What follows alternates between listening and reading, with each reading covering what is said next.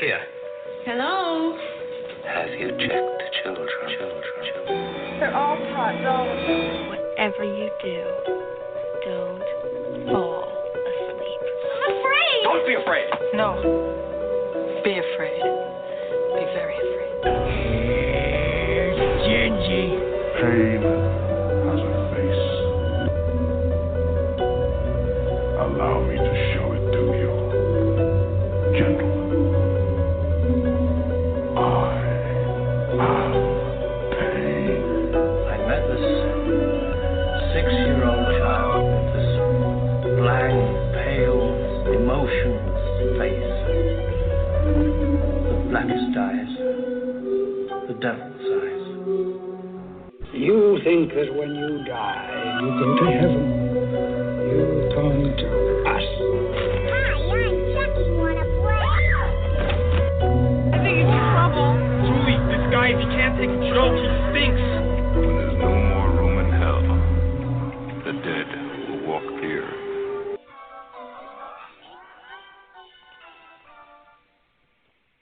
Greetings, Flesh Wound Radio freaks, and welcome to a brand new episode of Flesh Wound Radio. I am Daniel Shine, joined again by Todd Loya. I'm under the gun this week. Don't have a cool nickname.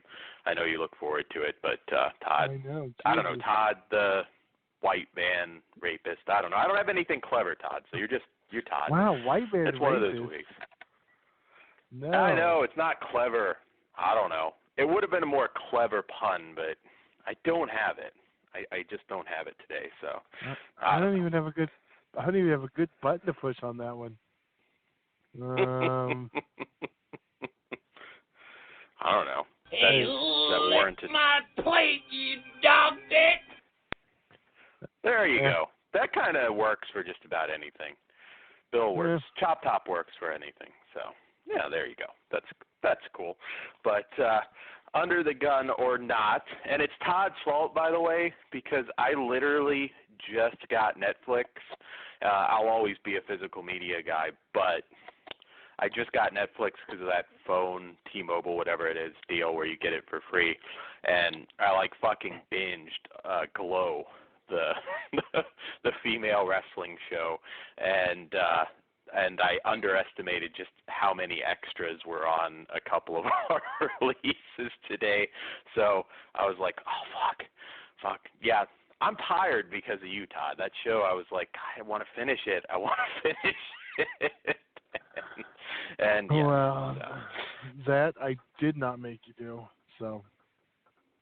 Yeah, well, it's partially that, and there were documentaries on porn stars on there, which really surprised me. I watched a Rocco Siffredi. It's a lot of good documentaries on Netflix. Not, which I've heard this before, not great for retro horror, but as you made the point earlier, do we really need it for that? Which is, true, but there's more than I expected. A lot of good original stuff, one of which we're doing tonight. So yeah. So how is your week going, Todd? So far, go so ahead. good. I was just gonna say Dan finally reached 6-7 years ago. Yes, I did. I was, but it's kind of cool. I like the original content. I mean, like you said, you don't need it to watch, Texas Chainsaw Massacre because you already got that. So I don't know. It works for me. Seems like a lot of interesting original shows. I watched not the Hogan documentary, but the Gawker documentary, which was interesting, and watched a lot of stuff. It's pretty cool. It's pretty cool. Yeah. And they seem to have more originals, quite frankly, than I thought they had. So Santa Clarita Diet's the other one I got to binge. That's the one I was talking about also that you need to watch a while back. Mm-hmm. A while back when it first aired. So, debut, whatever we call it. Yeah, season 2 of that should be debuting soon because you told me about that ages ago. Which one? Santa Clarita Diet, the Drew Barrymore zombie show. That was well after Stranger Things. So Mm-hmm. you probably, I want to say you probably got about 4 or 5 months. Really, that bad? Well, I've got stuff to keep me busy, but we will be able to do Stranger Things now. So we will have a post-Halloween Stranger Things show. I guess that'll be all Stranger Things. Yes, we'll talk to Siri since we haven't got to talk about it before, and we'll have some special guests on. We'll make for a nice. We both know we're gonna pretty much binge that show anyway, so it gives us something to talk about the following week. And absolutely, I think that's definitely going to be show worthy. I already saw. I don't know. Is this spoiler? It's not a plot point, so I don't care. I might still get heat for it, but whatever. I've already seen a still where from someone wearing a Michael Myers mask, and I don't know if you saw that one. Yeah, but it's not Michael Myers. That's not a spoiler. Well, I know, but it's still a little. If you didn't know it was coming, you'd be like, "Oh shit!" But I did have a complaint already from that. My screen accuracy was like, that's too much. I remember what the Michael Myers mask looked like back then, and that's not right. It looks too good. You'll pop for taking it off. Maybe the kids will be like watching it in the basement or something. Oh. That would be your biggest pop. Oh yeah. If I was nut to the dad. The ball Dustin, I think the ball cap kid will be like rubbing one out to taking it off. It'll take you back, Todd. It'll be like young Todd discovers HBO. I don't know. Or Scramble Porno. Yeah, well. Speaking of ruined childhoods, we'll get to Elliot later. Oh, yes. Yes. If you haven't seen it, you have no idea what we were talking about. But yeah, yes, big time. We'll get to it. I kind of want to talk about that now. But we do have a little bit of news. One bit that just came out last hour or two. The new Spawn movie is moving along pretty fast. The new Blumhouse Spawn film, which is R-rated, Todd McFarlane is saying that pre-production will begin after Christmas, with filming to follow shortly in February of 2018. He confirmed that it's only a $10 million budget, which is pretty much wild now. And Universal has a first look deal with Blumhouse, but it is entirely possible another studio will end up distributing the movie. Todd McFarlane, quoting him on distribution, "The only things we need from them are distribution and marketing. We don't need your input. We don't need your cash. We don't need your creativity." And they don't like those deals. They always want the budget to go up because then they have to put money in it and they own it. Definitely strong feelings. Of course, it's been 20 years since we've had a Spawn movie. Then talked about directing it. I'll be spending my own money, so who cares if it doesn't work out? It's a $10 million budget movie, and a studio would just get some 22-year-old punk director. I want to be the old punk directing it. So that's pretty cool, doing it his way. $10 million, though. That's a pretty lofty goal to get that kind of movie made for $10 million. Spawn's barely effects heavy. Yeah, well, didn't they pull Deadpool off for around the same? I can't remember what the budget was on that one. I know it was not super 10 low. million. It was low. I mean, 30 million, something like that. I could be wrong on that, Todd, but I want to say Deadpool was more 30, 40. Which, I mean, is basically right, but I'm looking it up. Oh, wow. Yeah, it wasn't 10 million. It was 58. 40? 58. See, that's low budget, Todd. That is medium budget. That's low budget for a Marvel film, let's be real. A regular Marvel film's like 8 times that budget. That's like it's ridiculous. Yeah, no, it's ridiculous, but, you know, I mean, I'm not an expert or a fanboy on Spawn. I'm a big McFarlane fan because of his toys and a lot of stuff he's done over the years, but I didn't hate Spawn. Spawn was always one of those movies that I enjoyed. I did always get that sense that, I mean, it was very borderline R-rated anyways, but I always felt like, okay, they really should have just gone the extra mile and made this an R-rated movie. But yeah, I'm pretty excited for this. I don't know how he'll pull it off in $10 million. I feel like that might go up a little bit, but shit, if you can actually get it made for $10 million, that's a guaranteed fucking profit. I mean, I know at least my generation, Spawn was like a really big deal, so I feel they'll do good box office on that. So I'm rooting for him. I hope it comes out just like he wants, and we'll see. We'll see. I'm kind of curious who will be playing Spawn, actually. Yeah. Also, because I seriously doubt he'll bring Michael Jai White back, although I wouldn't mind seeing that.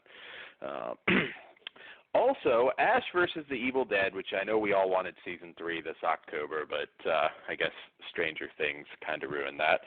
It does have a premiere date. Star announced that the premiere date for season 3 is Sunday, February 25th, 2018, and will begin at 9 p.m. Eastern. And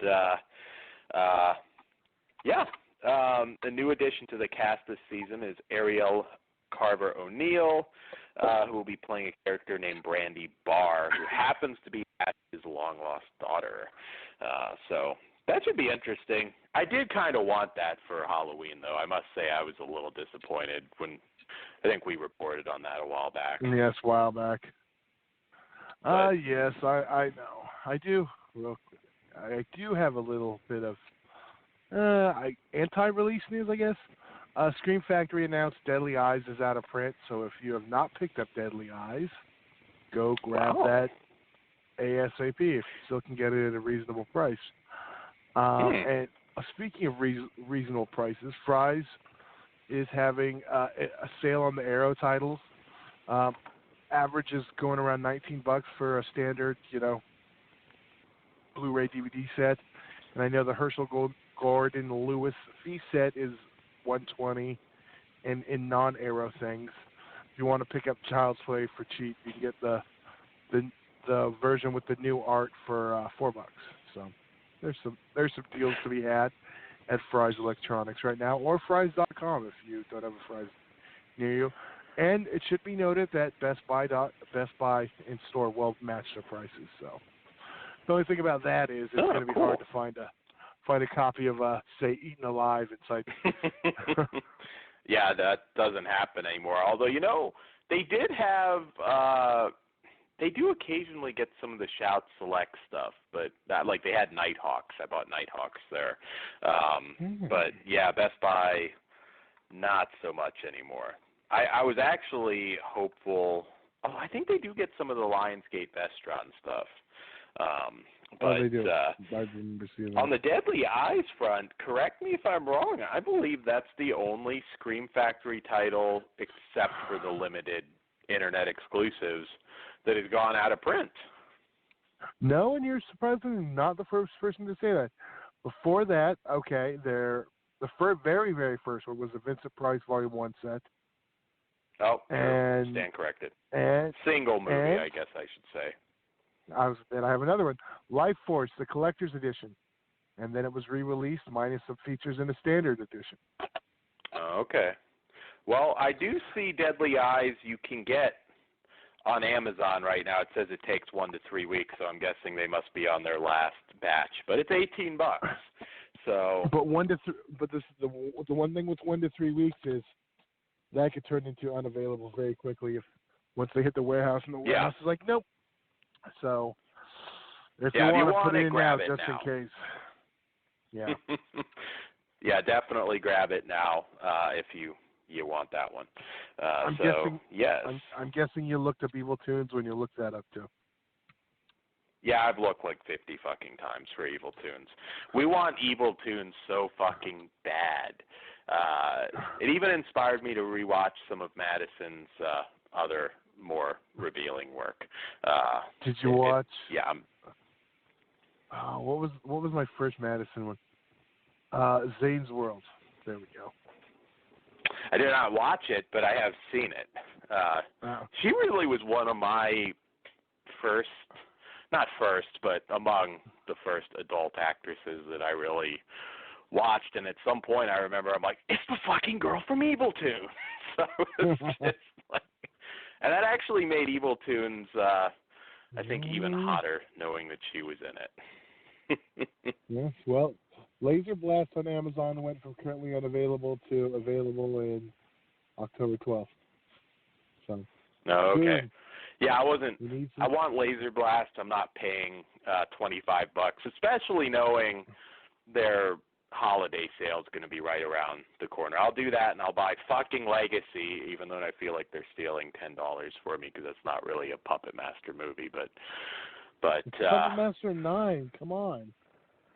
I know, and they do that just so I have to fucking buy it. But it's like Silent Night, Deadly Night 2, but not as entertaining. It is. Now, where the hell? It is. But I was glad to see Laser Blast. I figured that one would come at some point. So. Where the hell is our Blu-ray of Silent Night, Deadly Night 2? Yes, that's got to happen. Yeah, I thought you were actually going to go a different route on that and throw out. God, what is it? Blood Dolls. We're still waiting for. I thought you were Full Moon wise. Yeah.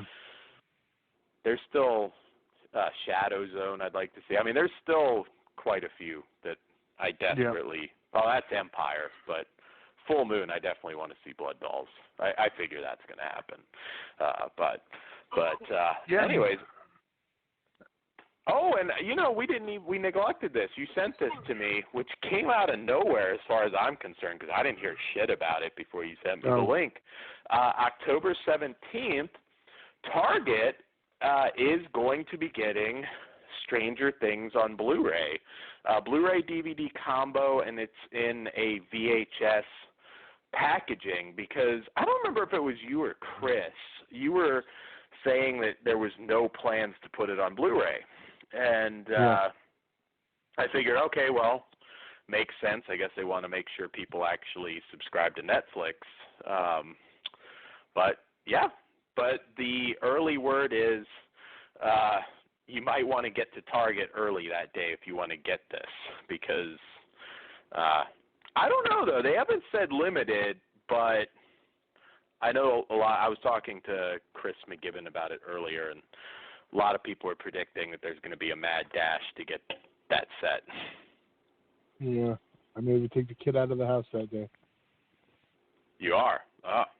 Yeah, I'm going to pretty much haul ass there. But what fucking sucks about that is I'll go there and they just haven't put the fucking thing out. I don't really shop for movies all that often at Target, so I don't know how good they are about having it out when they open that day. But yeah, there are assholes out there that are planning to buy multiple copies. I fucking hate those people. Damn it, Dan. Yeah, so if you want one, Flesh Wound Dan on eBay. Might have one. I'm just, but anyways, cheap plugs aside. Yeah, dude, that's going to get you heat. Yeah, it probably will. Well, I don't know whether to do it or not, though. You know what I mean? It's like, although I think the early hysteria, because I don't know. It's if you only get it at Target. So, although I got to think now there's going to be another version of it that's going to hit other retailers, but this particular version, And a heads up, Dan, if you have not pre-ordered Green Slime or Night School on Blu-ray, they finally decreased to $17 a pop. Got them both pre-ordered. Actually, I have Hidden coming soon, but that was delayed. Yes, I'm waiting on that. That and the Superman double are supposed to be here today. Oh, okay. Yeah. Warner Archives had several I totally spaced on Night School, and then I realized, oh shit, they have that one up too. So maybe we'll do Green Slime. I love that movie. I don't think we've ever talked it. No, I don't. Never Green Slime. I love that movie. I actually met Luciana Paluzzi, I believe was her name, from that years back at Chillers. So, yeah, we'll do that. So the only last bit of news, which is also in 99 Women. I talked to her a little bit about Franco, which was fun. So anyways, last bit of news, which is kind of a surprise, is Bride of Frankenstein, the Bill Condon directed film, is happening. So the Mummy did not kill the Dark Universe, Todd. It is happening. But this could kill it. I'm an optimist, but I just have a feeling that this will be decent. But I would like to see them drop the Russell Crowe crap. I really think that's the way to go. Or if they're gonna do it, make it like one scene at the very end. I mean, but why continue universe building when the first one failed? I just don't. I don't know. I don't see that. Tom Cruise needs to stay the fuck. Shove it to the end credits. Here's the end credit. All right, I got it. It's its own separate movie. There's no Russell Crowe bullshit. End credits.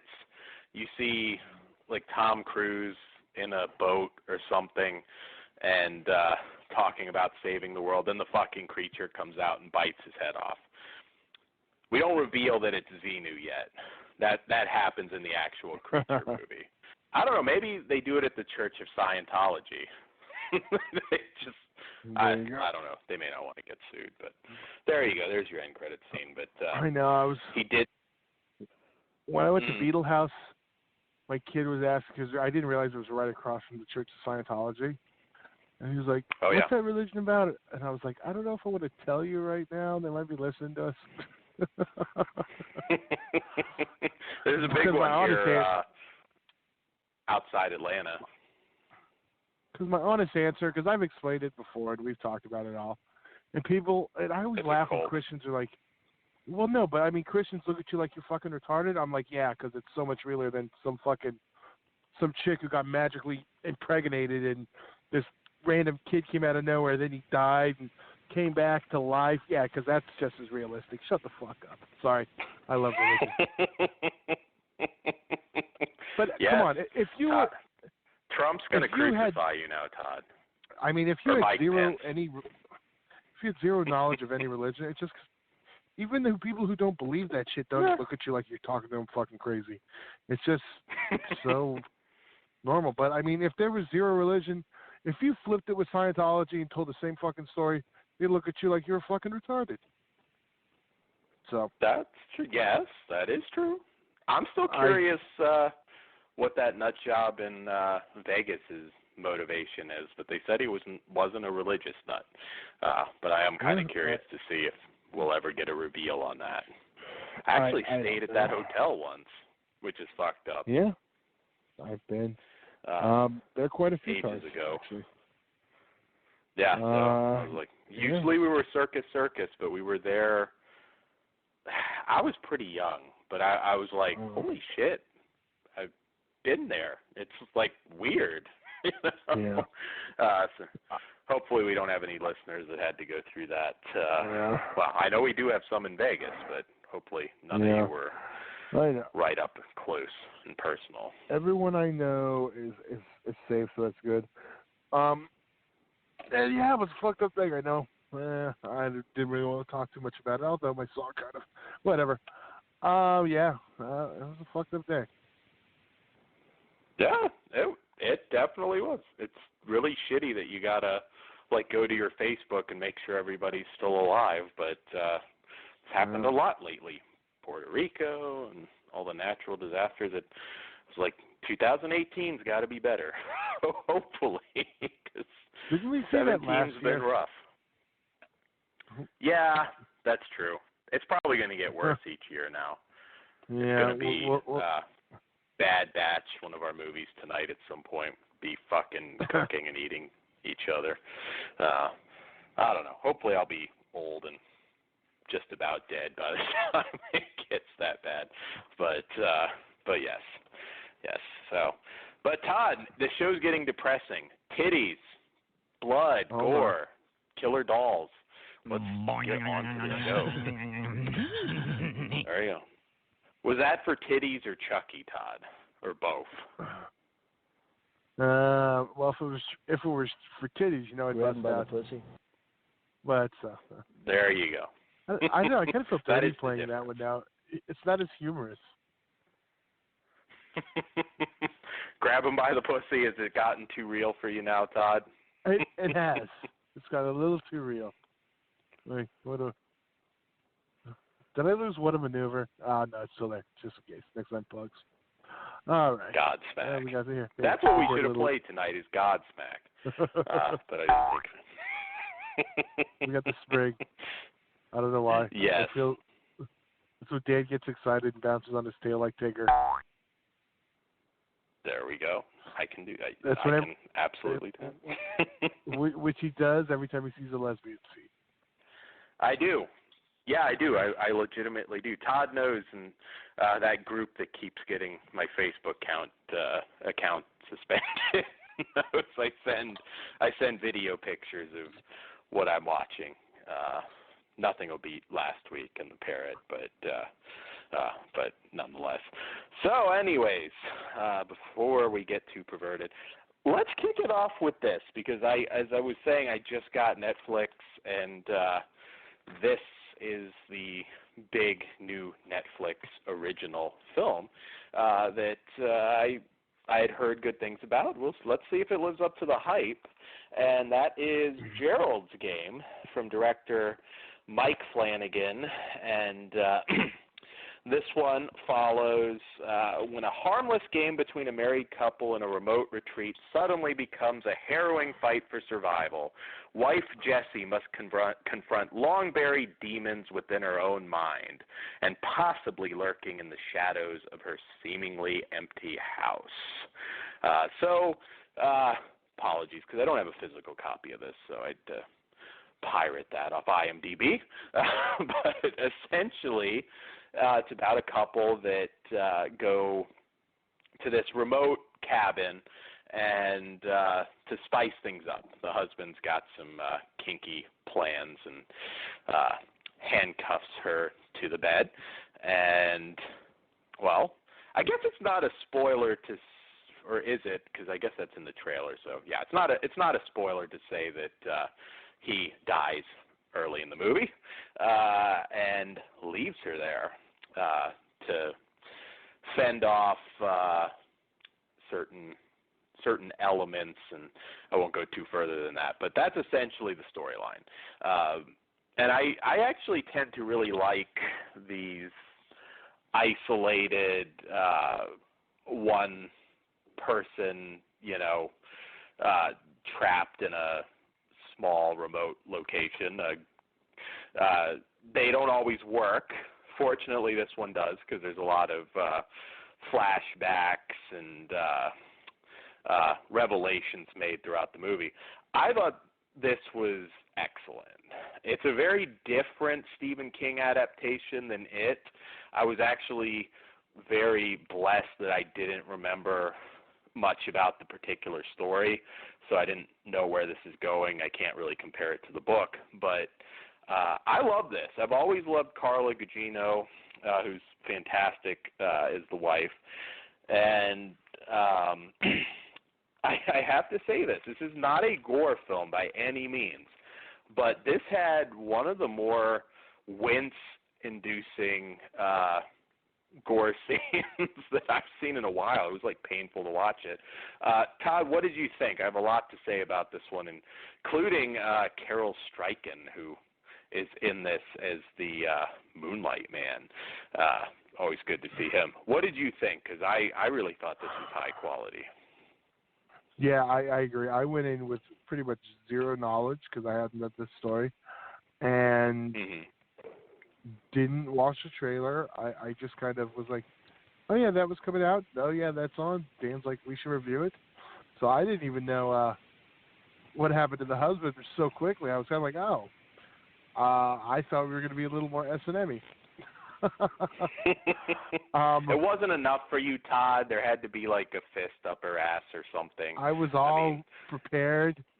She's like, handcuffs, amateur. Got called daddy, or called himself daddy one too many times, and pussy dried up, and yeah, it was just Oh well, okay. So after we got that out of the way, I really once it really started going, it was I really liked it. I liked the whole. I don't know how much can we really say.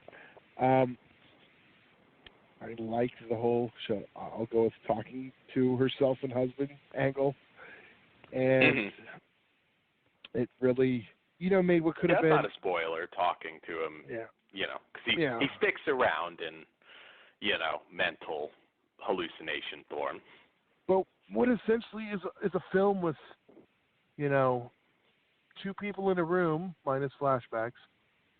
It's just such a good film.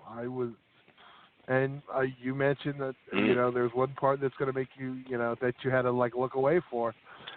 I was I couldn't figure out what it was, and I was like, okay, that's it. Once that broken, I was like, okay, this has to be it. Yeah, and then it gets even worse when it slides off. No one who hasn't seen it will know what we're talking about, but if you have. Yeah, I was like, holy fucking shit, that's legit, making me wince, which is pretty fucking hard to do at this point. I mean, gore's just gore, but yeah, I consider this top tier Stephen King. I mean, it's way up there. I hope he can keep the quality of film. Well, not him. It's not up to him, but I hope they keep the quality film adaptations going. Yeah, it's no Maximum Overdrive, so. Yes, it's much better than Maximum Overdrive. Maybe why he should stay away from it, but I don't know. I like the cold coke-fueled madness of Maximum Overdrive. I do like Maximum Overdrive, but yeah, it's not. It's a different kind. It is. Well, so is this, I guess, in a way. That's what, It depends. I mean, Stephen King has tackled so much, but it's a good. I mean, I'm really digging. I'm a few episodes behind, but I'm really digging Mr. Mercedes as well, the television show. So I'm like, Dark Tower was kind of just decent, but it was excellent. This is amazing. I mean, I it's somebody new to Netflix, which I guess they are doing a lot more original stuff now. This is literally a movie that, I mean, if it came out in theaters, particularly on the heels of it, I think would do really well. I don't know that it would necessarily, gross hundreds of millions of dollars like it's doing, but this is the real deal. If you don't have Netflix and want to take advantage of that free deal, depending on your phone service, I would get it to watch this. I mean, this is just a fantastic movie, and it gets even better at the end. I mean, it's kind of straightforward, but at the same time, then they throw this twist at you towards the end where it's like, wow, I wasn't really expecting a twist. This one seemed fairly straightforward. And I guess we can also say a very creepy performance from Henry Thomas, the E.T. kid. He's 45 or something now, but he'll always be the E.T. kid. He'll always be Elliot, but he was playing with his own Reese's Pieces. Yeah. Not the his forbidden.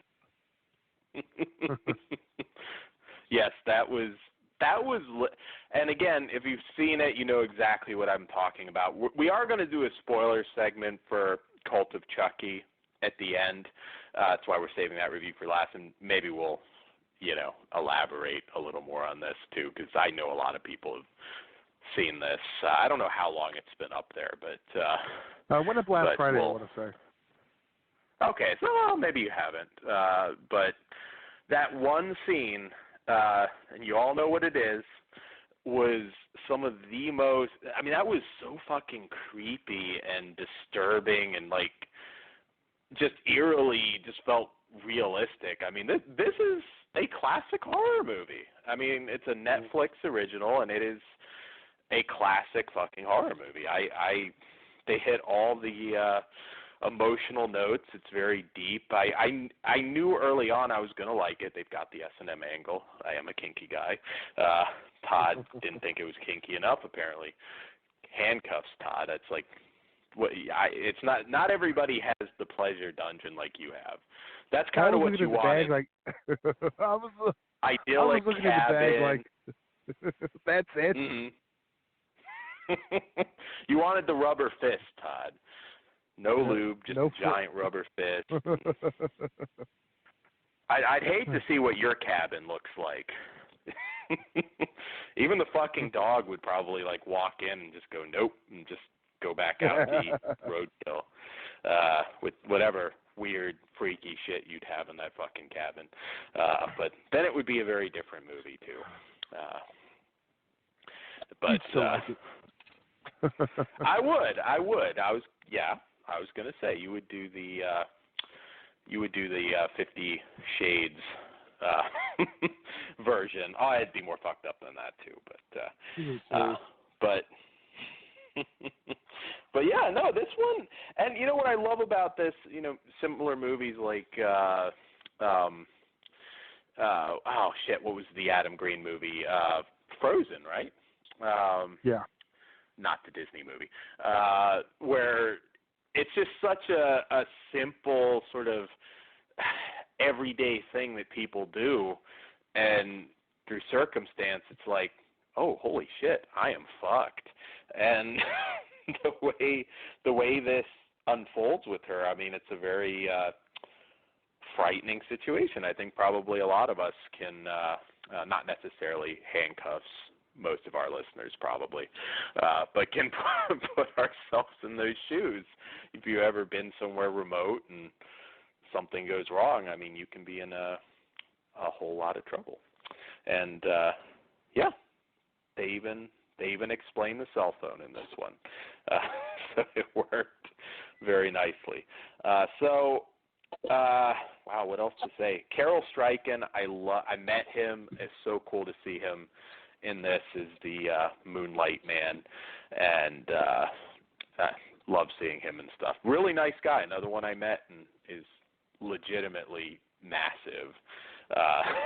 So they didn't have to fake anything with him. So no surprise with this one. 5 stars for me. Carla Gugino, fantastic. Been around a long time, but stellar actress. I mean, if there's any best of list coming for 2017, her performance has to certainly be up there. What say you, Todd? I'm 100% with you. It's 10 for me. A 5 for me. 5?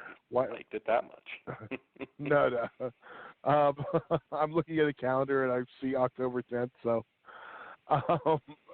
that's stuck in my head. No, today's date, the 5th, same thing. I was going to say I give it October 5th now. Yeah, 5. Definitely go check it out. I would like to get a physical disc one day with some nice extras. So you got Stranger Things, so I'm going to say you will. I mean, well, see, it depends. Some things are actual Netflix originals. I think this one actually is too. There's a lot of stuff they pick up because if you look at the earlier stuff, I can't remember their first original. They're still Netflix originals, but they're not in-house. Like one of the earliest ones was the last season of Arrested Development. That was still Fox owned, so it's like they get X amount of time while it's exclusive. You know what I mean? Yeah. Well, I mean, a year from now, if it's even that long, I think it's like, okay, this isn't enticing for people to just get it. I don't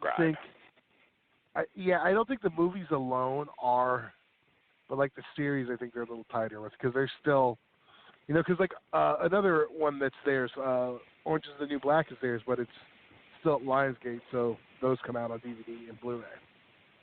Yeah. So it depends on if it's 100% theirs or what, but it's interesting.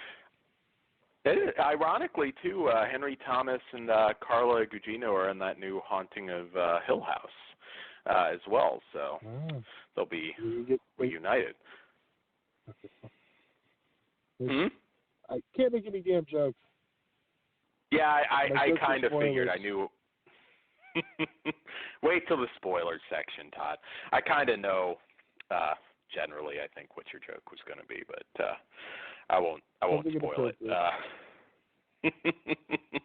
So Gerald's Game.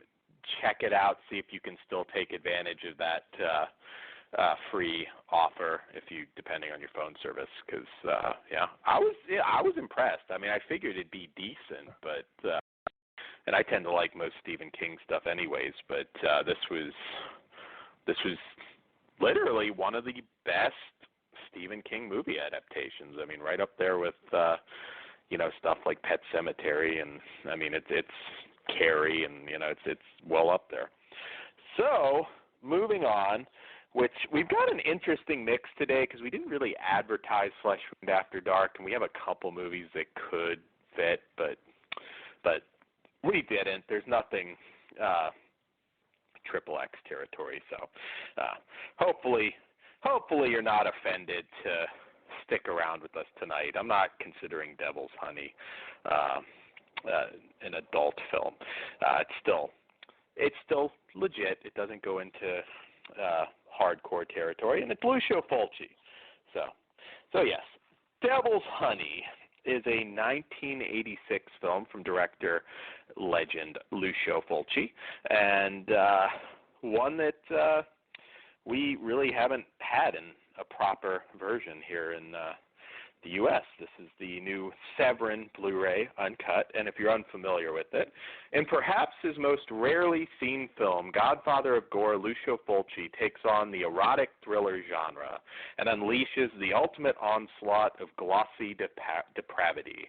Brett Halsey, Corin Clary, and Blanca Marcelac star in this insane S&M saga complete with sodomy, torture, torrid romance, rampant nudity, and a jaw-dropping cavalcade of kink that beyond terror films of Lucio Fulci calls demented and hot. Good, sleazy fun, and perhaps Fulci's last truly enjoyable film.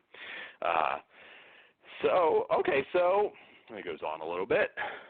So, Todd, we have certainly talked Fulci, and I think we've probably referenced this in passing, but we've never really talked about this film itself, which I've always, even his so-called lesser films, which I don't totally agree with this being his last good one, but... No, I don't.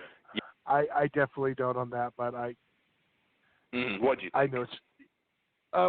Voices from Beyond I like a lot, Yeah. But what did you think?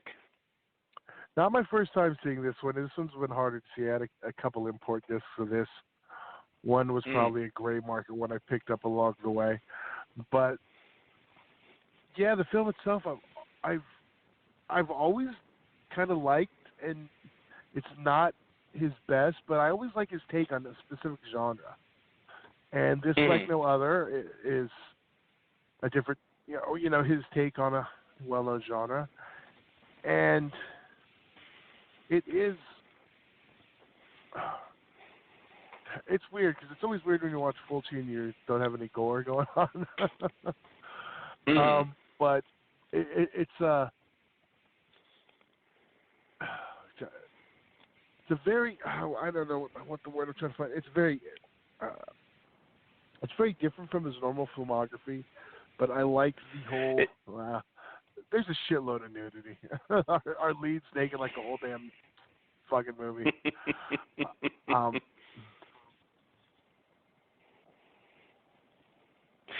Yeah, it's definitely but see, and that's interesting because they talk a lot about that in the special features and just in general that Fulci was like known as the gore guy.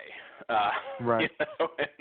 And and of course he was in terrible health around this time, so and the budget started to go down, so he had a lot working against him. But yeah, he became the gore guy. I mean, you look at the all-time classic films that he did, you know, The Beyond, Zombie, New York Ripper. I mean, he is I mean, it would be hard not to have certain expectations at that point. And, of course, I saw those films long before I saw Devil's Honey or Conquest, which I also love that, which some people could say is a bad movie. I still fucking like it. But yeah, it's like he couldn't do other stuff. I'll be honest, I actually think Devil's Honey is a great movie, personally. Now, I am an erotic thriller aficionado. I do like that genre. I know, you know, some people maybe not so much. I know you like it too.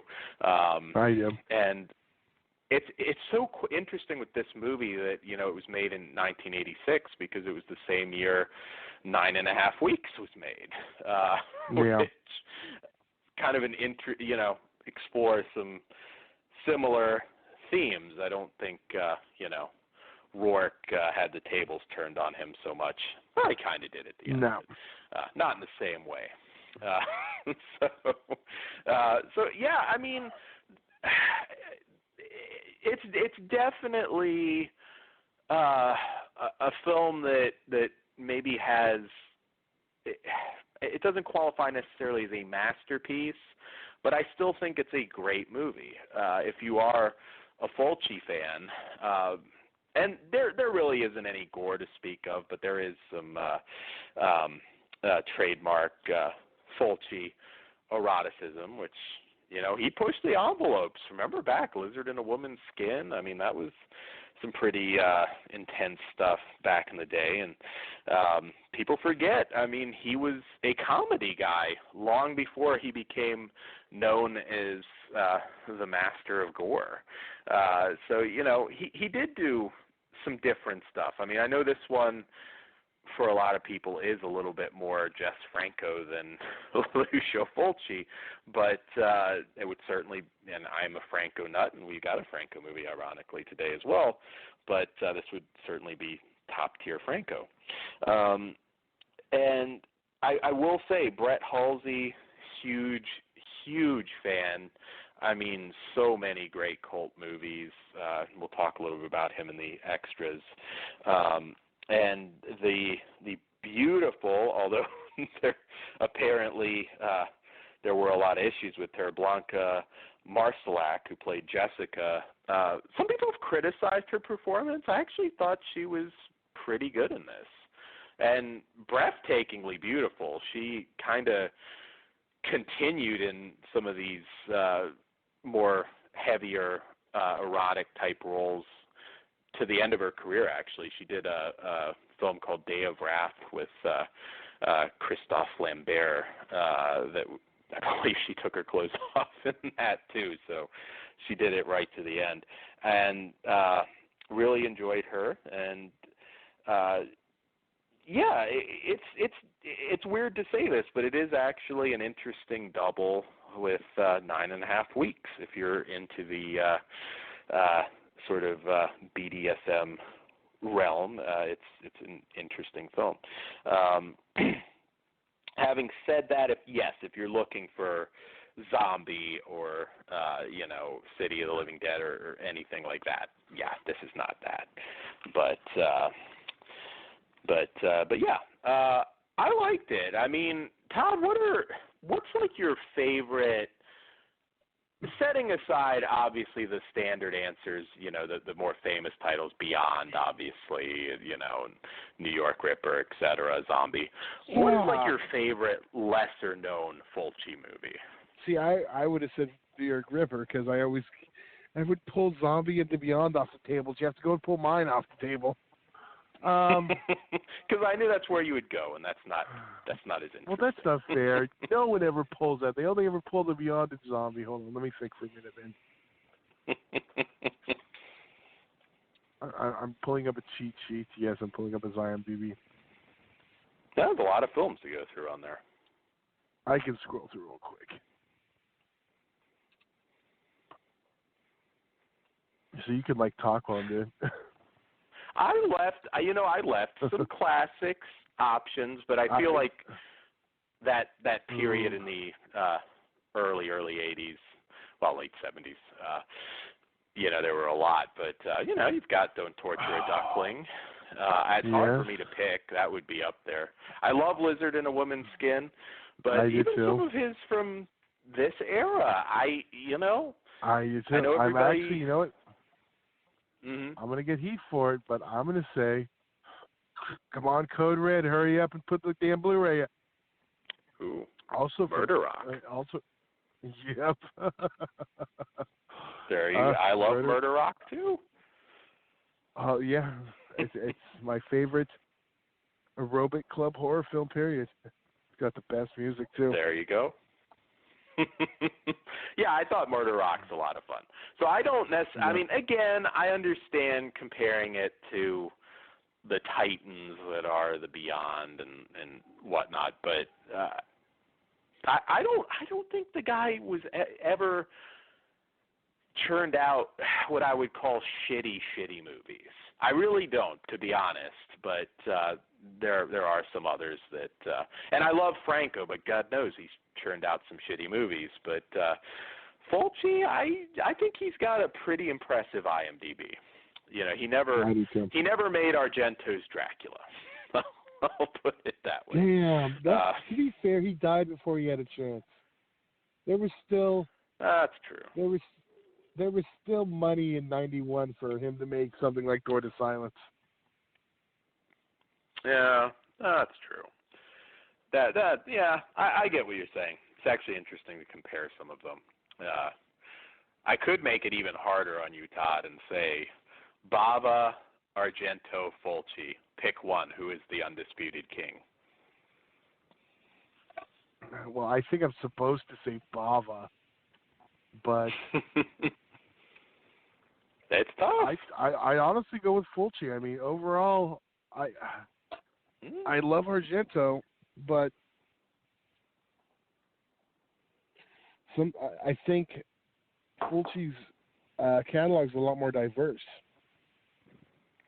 Mhm.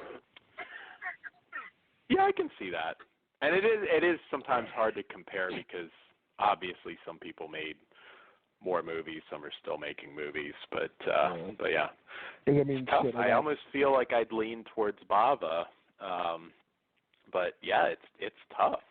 That's a tough comparison. Maybe I will make that a Flesh Wound Radio poll when I get out of Facebook jail. I'll make that a poll because that's a tough one. Maybe I should throw Jess Franco on there too. Our listeners, probably like me, have some love for Franco, but it'd be kind of hard to compare him. He did so many different kinds of films.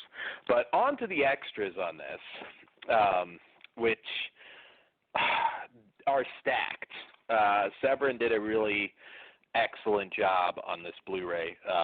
They have, and I don't have time codes for you guys. I really should for how long each thing is. But they have a very extensive interview with Brett Halsey, which I loved because he even did like a little tour of his home where he had a lot of original posters up. He's definitely one of those names. I mean, if you're a cult movie fan, you've certainly, not just horror or anything specific. I mean, he did a lot. I mean, from being a Universal Pictures contract guy, and he talks a little bit about being good friends with Clint Eastwood, and runs through some of his early juvenile delinquent films like Hot Rod Rumble. It was a really nice interview. His first horror film, Revenge of the Creature from the Black Lagoon. He talks a little bit about working with Vincent Price in Return of the Fly and Twice Told Tales, and then talks going to Europe and becoming a big Euro star with the likes of director Ricardo Freda, and talks a little bit about Mario Bava being a master of his craft, and of course he did Roy Colt and Winchester Jack, which actually comes out on Blu-ray next week with him, and talks a little bit about his spaghetti western work, going back to the U.S. and doing some writing and work on Dukes of Hazzard, and talks a little bit about Fulci. He's like one of those rare male actors in particular that actually had a very good relationship with Fulci, although Fulci did duck him on Cat in the Brain, for making him the one of the advertised stars of Cat in the Brain, which of course, interesting double with this one for the obvious reasons. And it's a great interview. Like it's one of those ones, like, this alone would have more than justified this purchase, especially being an obscure, lesser seen Fulci film. This alone would, and they go over all sorts of other stuff, but it's a great interview. Also talks about Jess Franco. It's just working on actually one I don't think I ever saw of Franco's, called Esmeralda Bay, with George Kennedy, Robert Forster, and the forgotten Sheen, Ramon Estevez. Yes. Which is funny. And yeah, great interview. He goes over some of the issues on Demonia, having to bail out of Sicily, talks about Godfather 3, just a legitimate legend, great extra. There's also an interview with Corinne Cleary, which is a little shorter, not as much necessarily info, but she talks a little bit about her modeling work and getting into film, and she apparently was one of the only ones that got along with Blanca, because one of the funnier revelations on these extras were that apparently Blanca was so disliked on this film that when the producer dropped her off at the airport at the end, he punched her in the face. And the cops were called. It's a hilarious story. I mean, very Italian. It brought me back to The Editor, which is still my favorite film from I keep forgetting their name. That's terrible. My favorite film from the Astron 6 crew. Editor's their best. Really funny. I love that. There's also the always knowledgeable Stephen Thrower, who talks a little bit about Lucio Fulci's sort of reputation for being the gore director, and some of the expectations on him from his early 80s output, and talks a little bit about him branching out with films like Conquest, but not having obviously the same success. Talks a little bit about him getting viral hepatitis, which knocked him out for an entire year, and this being his comeback movie, which at one point ironically was rumored that this was going to be a sequel to The Beyond, and was going to somehow incorporate kind of more eroticism into it, which is an interesting story. You don't really see a whole lot about it. He talks about the actors, and this is another great, talks about the Zombie 3 debacle with Fulci, and this is another great, I mean, you've seen extras with him, you know how well-read he is on this. There's a Troy Howarth audio essay that also talks about Fulci, kind of goes over some of the similar stuff, you know, some of the, you know, expectations, and he talks about some of his early, more erotic, gialli work, stuff like The Eroticist, Perversion Story he goes over, talks about some of the censorship on Lizard in a Woman's Skin, and Don't Torture a Duckling, which he considers Fulci's best. And another great one. This is definitely, even if this isn't your type of Fulci film, which it won't be for a lot of you, the extras are stacked. In fact, I can't even go over them all because there's so much. There's also an interview with the composer, Claudio Natili. There's an interview with the producer, Vincenzo Salviani. And yes, 555 on the extras all the way. You might want this anyways, even if this isn't your Fulci. For me, it is. I mean, Fulci's got quite a few 5s for me, and this may sound high, but this one's at least a 4 out of 5 for me. I still love this. I actually think it's a lot better than its reputation, but I'm not. This one's just kind of maybe going to be 50-50 for people. Just don't expect a gore film, although there is a lot of sadomasochism and kinky sex. Yeah. We get a gun in the vagina, and American Pie ripped off Devil's Honey. They did, because we had the sax scene long before the flute and the pussy. We had the sax scene. Todd, what say you? The sax and the muff scene. Yeah, and we get a gun in the muff too. So yeah, you know, some new things for you to try, Todd. If there's anything you haven't tried. I'm with you on this one. Extras top notch film, a 4 out of 5. If I was rating on a horror scale, it'd be way lower. But I think there's enough. If not a beginner Fulci film, but if you already know his work and like his catalog and like some of his non-horror stuff, absolutely, you'll see his touches and stuff. It's worth grabbing. Well, I know we have a lot of listeners too in the BDSM community, and a lot of times I've been asked about like horror films that explore that theme, or films in general, and this one is one you may want to check out. I don't know, you know, there's some horror in there. There's still definitely some horror, but it's you know, definitely more of an erotic thriller, and you know, I won't give too much away, but yeah, constant nudity too, which is always good. So yeah, so I guess we're each 4 on the movie and 5 on extras. Todd, I guess we can take our break. I know we have a couple songs, and I don't know which one's coming our way, but you have no clue, because this is what happens when I'm left to my own devices. Well, I felt like I'd pull out my favorite Las Vegas rappers, Doomsday Productions, featuring Brotherly Chung, since this is the way I memorialize. So we'll be back, and they are a horrorcore group. So Doomsday Production with Sickness, featuring Brotherly Chung, Retwist. Have fun. We'll be back in a little tribute to the victims, although probably not a war tribute, but I don't know. It was a country concert, Todd.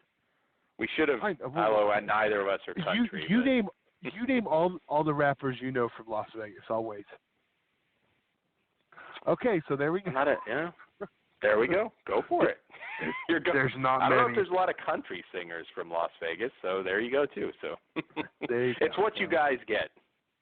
Yeah. It's horror themed. Listen to the lyrics. You guys should have fun. All right, we'll be back. Sweet.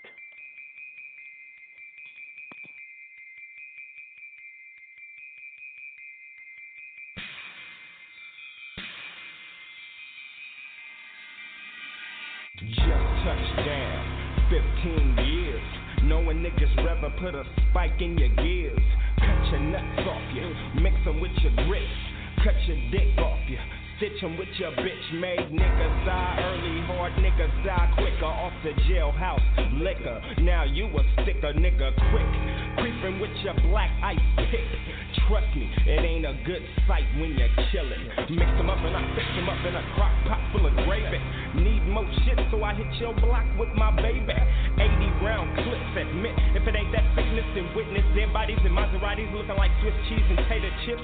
What's wrong with a nigga, doc? I can't stop feeling for the chop, and I bet these niggas on the lock don't like my plot, so I empty out these niggas' chest, half the session, Robitussin. Couldn't hurt, but these chromosomes done got me stressing. Smith and Wesson, murder session. Sick niggas doomsday, taught a nigga one lesson. Off the 4 ounce and I'm sicker than sick and they told me.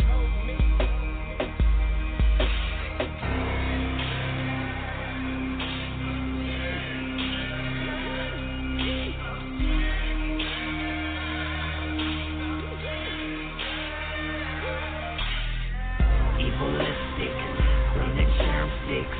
Hit that shit and feel like Lucifer throwing pill six. Sick in the brain, I spit shit, rip niggas up with a hook in the chain. Looking like pussy lips, fuck you till you came. Load the banana clip, hit the back alley with the AK. Fuck them bitch niggas riding that Escalade. If I miss, I'ma double back with the mini Mac and get the packing up the back of that lack with dead bodies and plastic sacks. Now how could you love me? With an axe in my hand, blood on my pants, love from my fans. Bitch strangling my dingling dangling. I wrap a chain around a bitch neck, thinking about strangling, and I'm swinging this axe blade like Barry. It's necessary to knock a bitch head out the park. Very scary. I'm taxing niggas, attack niggas, pull signs about the backs of niggas, jack niggas, sacks of slip, spit they liver. I got some sick shit that's creeping up in my head now. Take the axe and hack up every nigga in the area. Beware the wicked nigga with an axe and a trigger. If you buried me and dug me up, I'll just be sicker.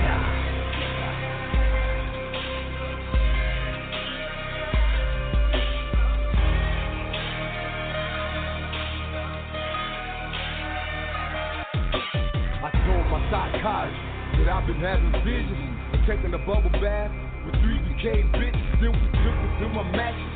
When I was first kissing, finger fucking, get my dick sucked, having an orgy on bloody guts and maggots back. Graveyard creepy shit that, deceased kicky shit that. She already dead, so I'm gonna run up in her bareback shit and fuck her till she comes back alive. I love a dead bitch slow job, but I fucked up when I nutted up and the bitch jawbone fell off. I wait, the dick rock hard, sweating, my arm gasping. In the back of my mind, I swear I hear a wicked bitch slap. My position suggested, I lay out the antifreeze and vodka, smart medical suppressor. With myself, I have conversation. I'm in a sick situation, sick of this. Gorilla nuts, monkey shit, mixed with camel pit and hyena chitlin. Make the side of your head look like a deformed pussy on his period. Cops got to put a bullet in it. I'm sincerely serious. 702's finest. I'm a plus to a minus. I live in the hottest climate. When niggas get lit like an infant. This ain't no coincidence. Nigga, this is death. Doomsday, sick made. Here to spread the motherfucking sickness.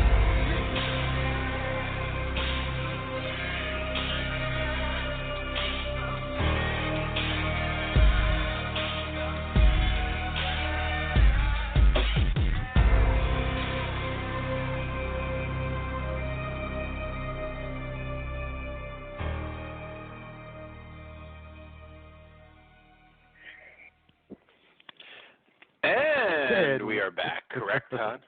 Oh, there we go. I always do it too early. We're back. No, we were already back. So did you just drop the phone when you heard like the third A word and run away? I guess I'm light. Todd picked the song, so but yes, I did. What other genre of music has a guy talking about sitting in a bubble bath with 3 decaying bitches? I like what I like. Yeah, you do. But they're singing your life, Todd. I mean, it's your life story. How can you not like it? Oh, no. Todd has 4 decaying bitches in the tub. Yeah. So fuck you guys. Todd's legit. So after that badness, what do we got? Such a big body. You're just bathing in their juices. You don't even need to run the faucet at that point, Todd. You're the king. You are. Not even. Well, you want to? I know we're saving for our main event, but we got 2 more. I'm following your lead. Okay. That's fine. I've got a solo. I know you were under the gun and couldn't quite get this one in.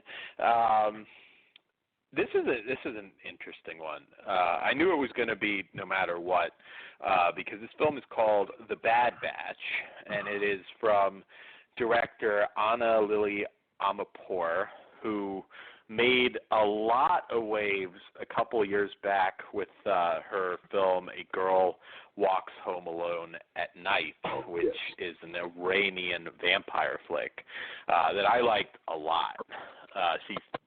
You could definitely get the sense that she was going somewhere after this. I mean, number one, Iranian vampire film. I mean, come on. That's not exactly common. And just imagining the shoot on that one. But we reviewed that, I think. It's been a while now, but we did review it. Yeah. So this is her, I believe, her second major feature. And it's kind of really interesting cast. And this one is a love story which is set in a community of cannibals in a future dystopia. In a desert wasteland in Texas, a muscled cannibal breaks one important rule: don't play with your food. That's another horrible synopsis, but again, I don't have the physical copy of this one yet. But essentially, it takes place in the near future where this girl, Arlen, is essentially thrown over the gate. I don't know if there's a wall in this, but she gets thrown over the gate, banished, no longer a U.S. citizen, and is in this sort of post, well, it's not necessarily post-nuke. We don't get too much info about the state of things, but obviously the undesirables are thrown over this fence, and she runs afoul of a group of cannibals who she loses her arm and leg in the process, but then manages to escape, and in seeking out revenge ends up taking in this young girl, which kind of sets everything into motion with the girl's father figure, played by Jason Momoa, soon to be Aquaman, coming in to rescue her. And well, let's say a lot happens. I'm probably making this sound like kind of a post-apocalyptic action film, which it's really not. This film could let down a lot of people depending on your expectations. It's definitely not Mad Max by any means, but I really do like the post-apocalyptic theme in general. I like, more oddball art house stuff like this, and as well as the classic Italian post-nuke, and I just love it in general. So I kind of knew I was going to like this one no matter what. It's God, how do I describe it? Because at the beginning you do get some gory cannibal sort of violence. They're never portrayed. These aren't like like fucking like boils and deformities on them. These aren't those types of cannibals. They're more or less just people, I guess, doing what they think they have to do in a fucked up world.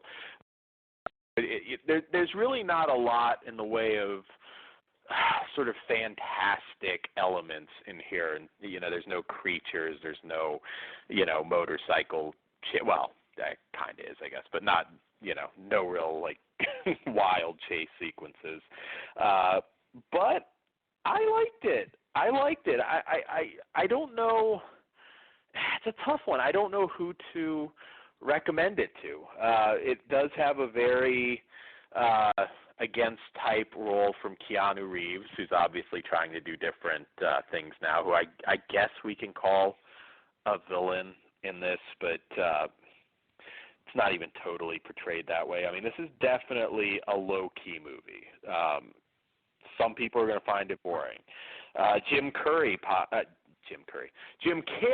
pops up as a sort of wandering hermit doesn't have any dialogue yet kind of steals the show. Kind of like Keanu doing different stuff now, which is kind of cool to see him do. It's a very trippy movie. I mean, I almost want to sort of compare it to like an El Topo type thing, although it's not. It doesn't quite get that trippy necessarily. But I feel like you like that. Maybe that's a better one to compare it to than Mad Max, because it's definitely not Mad Max. Yeah, I mean, it does have some romance in there, unlikely romance, but it never totally settles into one thing. I mean, you really just have to be into the idea of this sort of crazy dystopian vision that she had, and just enjoy your stay in this little world. Really, yeah, it's a tough one to review. But yeah, you have to kind of have a flair for more, I mean, at times very little dialogue, kind of bizarro art house type stuff. I don't even know if, because it's still kind of straightforward. I mean, there's nothing that you won't understand. There's, it's fairly straightforward, but it definitely falls in that realm. And Jason Momoa is an odd one. I've always liked him since Stargate Atlantis, but he's had some bad luck at the box office. I don't know if Aquaman will reignite his career or not, but really great actor. He did a film called Road to Paloma a while back, one of the better movies that WWE Studios put out, not with any wrestlers in it, but one of their better movies. And I also really enjoyed Suki Waterhouse's Arlen. Very memorable performance as well. I feel like with a little more humor, they could, I don't know, maybe do a sequel and it'll be a little more of a Tank Girl type flick, which I actually kind of thought this was going to become, but it never kind of goes there either. So, wow, this is a tough one to review. I'm giving it a 3. It probably could have benefited from a little more suspense, and but again, obviously she wasn't looking to make a commercial film, so I say that, and who knows, it might not have worked as well. But maybe a little more. I felt like there could have been a little more conflict, maybe with Keanu Reeves' character Jimmy at the end, and but I give it a 3. I probably liked it even a little more than that, but this is definitely a movie that's going to depend on your taste, because there's going to be a lot of people that don't care for it. So there you go. Todd, I'd be curious for you to check this one out. I know you're a fan of these types of films. I am. I still will be checking it out, just not officially reviewing it. There you go. Actually, Mata from Tough Enough pops up for like 2 seconds, or at least I'm pretty sure it was him. So maybe that sold you if Jim Carrey playing a post-apocalyptic hobo didn't work for you. Yeah, there you go. I don't know. It seems like calling it an interesting film seems non-committal, but check it out. If you have Netflix, it is on there as well, so you don't have to pay. I want to say this might have a street date. I'm not sure, but probably I would imagine soon. So, moving on to our next film, which is a Jess Franco film. We rarely touch Franco for some reason. It's like we never quite get around to reviewing his stuff, but very well represented for a guy that made upwards of 200 films legit, which is alone, I think, is part of his appeal, because, I mean, he's like a walking, film industry unto himself. I mean, he just ridiculous, the idea that somebody can make that many movies. And this is a lesser-known film that he did. Another one coming out because between several companies, we've got a lot of Franco on Blu-ray. And Severin put this one out, and it is Two Female Spies with Flowered Panties. How can you not love a movie with a title like that? And this is from 1980, and follows, in this long unseen shocker from one of filmdom's most provocative creators, the legendary Jess Franco pushes the limits of psychosexual insanity like never before. Lena Romay and Lynn Montiel star as a pair of cunning bisexual strippers released from prison to work undercover for the U.S. government. What follows is a deranged melange of kinky threesomes, crazed S&M, depraved white slavers, and audacious international politics that will leave even the most obsessive Franco fanatics slack-jawed in astonishment. Severin presents this Eurosleaze rarity, now restored uncut in HD and loaded with exclusive bonus materials from the Franco archives. Okay, so I'm obviously a huge Franco fan. I've had a lot of interesting debates about him over the years because there's no doubt that he made some poor films, but I've always had an obsession just with his work in general. He really did things his own way, particularly post 60s, and tackled just about every genre imaginable. I mean, Franco did it all, and I think what's so intriguing about him, number one, in the DVD Blu-ray era, a lot of his films were available. Of course, I saw several when I was younger, but I've become an even bigger fan over the years, just seeing anything from slashers to Triple X to Women in Prison, which there's nothing beats a Franco Women in Prison flick. Wow, yeah. Everything, comedy, spy flicks. I mean, he did it all. He worked with Christopher Lee. He worked with, there's no denying. He actually handled Klaus Kinski fairly well, which was hard to do. The guy's an icon, sorely missed, and I've always said Lena Romay is my cult film goddess. I still love Lena Romay. Female vampire, yes, definitely seduced my heart through the screen on that movie. But I haven't even fucking talked about this one yet. So, Todd, what are some of your favorite Franco movies, I guess, since we've never talked about him? I mean, what ranks your top? His Ilsa entry. Wicked Warden, of course. Yeah, I was trying to think. I thought it was Wicked Warden, the first. Voodoo Passion's another one. That was like one of my first ones, so that was always held a high. Voodoo Passion. Mm-hmm. Yeah, it's always held a high spot. It's a cool one to hear. Yeah. I'm actually double checking. Those are the first two I always think I'm looking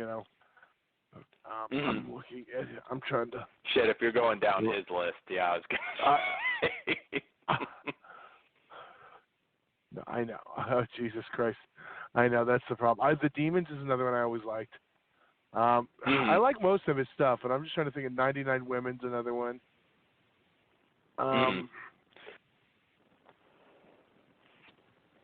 Those are like the first ones I think of. I mean, honestly, first one, like I said, are his Ilsa and Voodoo Passion. Like normally the first two. I like that era. What was his name? Erwin C. Dietrich. Are you into the Dietrich films? Okay, yeah, yes. That's a good era. I mean, I love his exploitation, but he's had such an interesting career path because I mean, you go back to you know, the 60s and, you know, stuff like The Awful Dr. Orloff, where, you know, some of his more, I guess, conventional horror films, which were great. And I mean, God, I loved the Fu Manchu movies. I actually really liked his Count Dracula.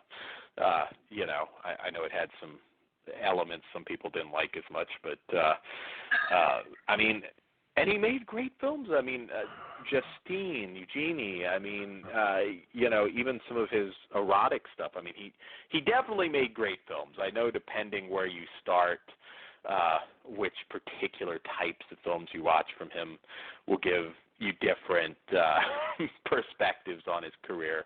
I know Chris, I think his experience is pretty much Oasis of the zombies, and that's, I think,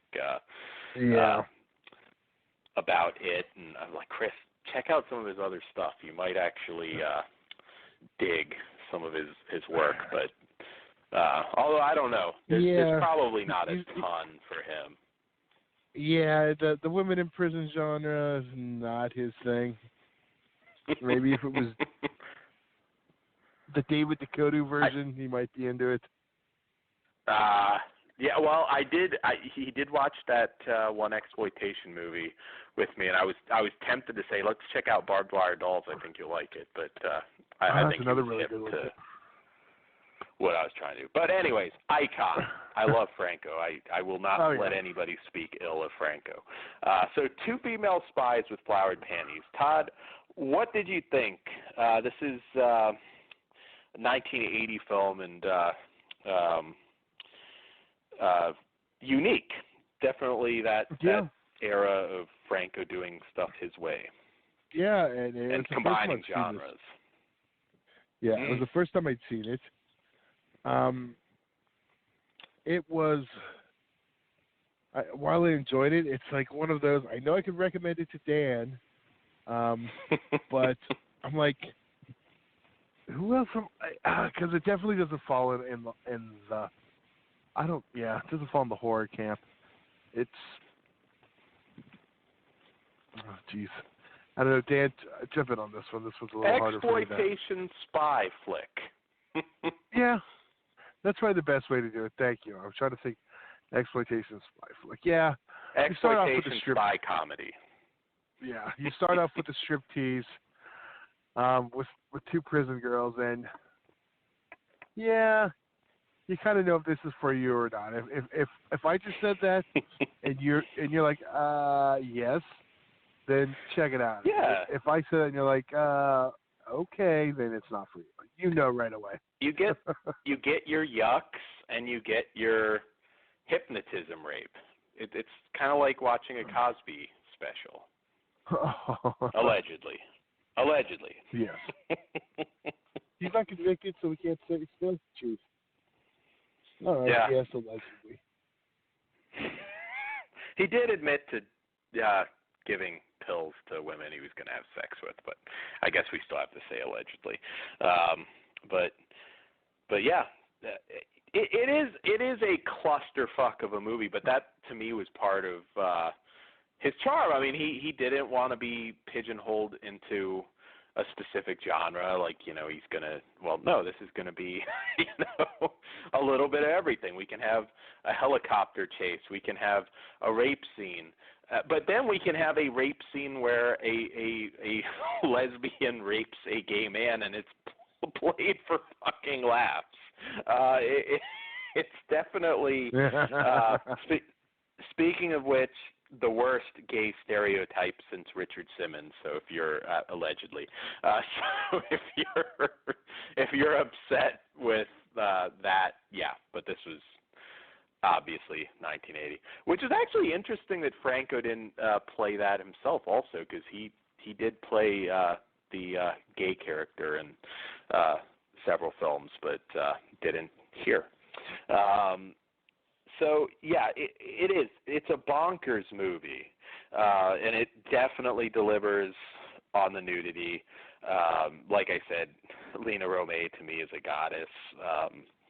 You know, I know she didn't, for some people, hold up like an Edwig Fenwick, but she was always my cult goddess. I love her, and I definitely I definitely enjoy some of her comedic work. She was of course seeing so much of her stuff dubbed and everything, but she kind of had a presence about her when she did comedy, which essentially I guess we would say this is. Even when it gets dark, I mean, this is still never a movie to take seriously. Yeah. No, and it's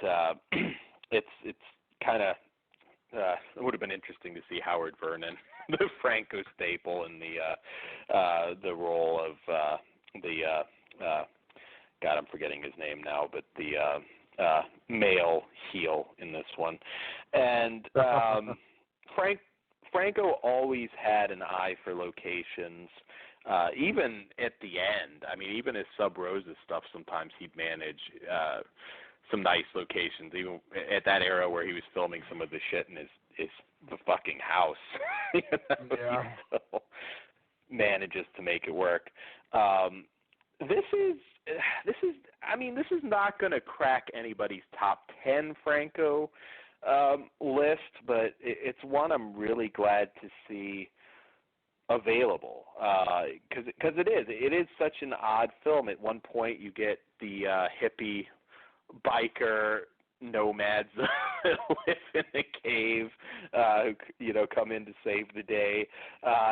It's a wild movie. It's not a good one to go into like, okay, let me try a Franco film. Although that's always very difficult when people ask, because I'll have to say, well, do you like classic horror? Do you like nasty exploitation? In which case, that's kind of easy. Go Isilsa or Barbed Wire Dolls. That one's simple to answer. This one's tough, but this is definitely one to just watch for a director that did things his way. And getting into the extras a little bit, this is one that also has an alternate version, which is quite a bit different, actually. Apollo de Fuego, which is presented here on DVD. This is one that there were obviously reshoots, and there's some a lot of different elements there, particularly with the gay character who is handled a little bit differently in the other version, and extra-wise, this one has an interview with Jess Franco conducted before he passed away, and it's always great. I only have to hope that there's other interview footage, which I'm sure there is at this point, for his many, many films. I hope they can keep churning them out. And he talks a little bit about his upbringing and his love and familiarity of tropical countries, and talks about shooting this in the Canary Isles and Las Palmas, and talks a little bit about the locations and shooting in a rumored house of Christopher Columbus. He compares it to his Red Lips films, which this actually goes pretty well with. Obviously different, but if you're looking to pair up some Franco, definitely check those out with this. And it kind of goes over not being chained to a particular genre. There is also an filmmaker, Donald Farmer, who of Vampire Cop fame and many different films, interviews Franco composer Daniel White this is actually from 1993, and I think was recorded in Paris. So kind of a nice little find for this. And he talks about knowing Franco for over 30 years, talks a little shit on Harry Allen Towers owing him money. It was a nice a little interview that I didn't expect from 1993. There are also outtakes and the great Stephen Thrower also talks about this, talks about a lot of good info here, actually. Talks about 1978 and that being a transitional year for Franco coming off his Erwin C. Dietrich films. He talks Jess and Lena wanting to go to Paris at the time. Lena's first marriage to Ramon Ardid, who was in Female Vampire, had just ended in 1977. And, of course, Jess divorced Nicole Guittard at the time, too, and kind of things coming together, talk about kind of the genre blending and really in depth as always with Stephen Thrower. This could have been the sole extra, and it would have been very much worth it. And so 5 on extras once again. Couldn't really ask for much else on this, especially considering, Lena and Jess are both gone. In terms of the movie itself, this one's tough. It's really tough. You have to really want a sort of bonkers genre blending flick. Probably sexploitation first with the spy flick and slapstick comedy all melded together. I like it a lot. I give it a 3.5. It's really hard to say who to recommend this to, but if you're a Jess Franco fan, definitely check it out, or a Lena Romay fan. Todd, what say you? Yeah, I'm not too far off with you. Extras, no argument. 5. Film itself, I give it a 3. I definitely enjoyed it, but not for everyone. It's no Vampirus Lesbos. But what is? It is not. Yeah, that is very true. So, yes. But I welcome, I hope I know we won't, but I hope we get all 200 plus of his films on Blu-ray at some point. I'd actually even like to see if, because I've re-released him on DVD, but I wouldn't even mind seeing some of his Sub Rosa stuff, which I know not everyone's favorite era for him, but like to see that too. But yes, 2 female spies. So on to our main event, Cult of Chucky, which we'll do a spoiler segment on this one as well. Highly anticipated, as always. One of those ones that I know probably has had a lot of people scratching their heads why it went direct to Blu-ray. But that's interesting. We'll get into a lot of stuff to talk about this. We will warn you before the spoiler segment, so no worries. We will cover it normal and then give you a warning. So, confined to an asylum for the criminally insane for the past 4 years, Nika is wrongly convicted. I apologize. I fucked that up.